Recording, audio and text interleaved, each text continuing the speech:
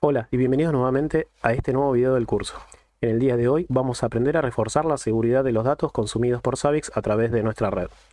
Esto lo llevaremos a cabo mediante la encriptación en el agente de Savix, lo que nos permite poner una capa de seguridad al monitoreo de tus sistemas. Imaginemos que tenemos una conversación importante y queremos asegurarnos de que nadie más la escuche. La encriptación hace eso mismo para los datos que van entre el agente de Savix y el servidor de Savix. Entonces, ¿por qué es importante? Bueno, hay varias razones. Los datos que el agente y el servidor comparten pueden ser sensibles, como contraseñas o información crítica. La encriptación ayuda a mantener estos datos seguros. Si no hay encriptación, cualquiera en la red podría escuchar lo que se está diciendo entre el agente y el servidor. La encriptación bloquea esto mismo. No solo impide que otros escuchen, también evita que alguien cambie los datos sin que lo notes.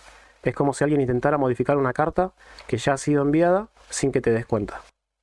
En algunos países hay leyes que exigen protección de datos.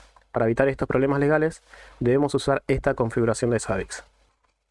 Si tus datos viajan por internet o redes públicas, la encriptación es clave. Es como poner tus datos en un sobre sellado antes de enviarlos por correo.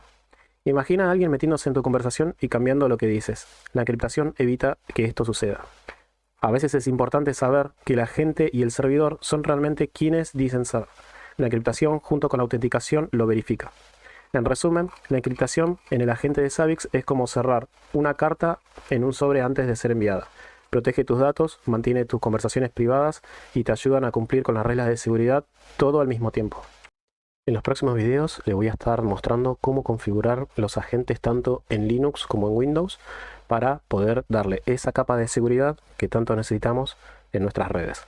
Así que esto es todo por ahora. Cualquier duda me dejan sus dudas en la caja de comentarios.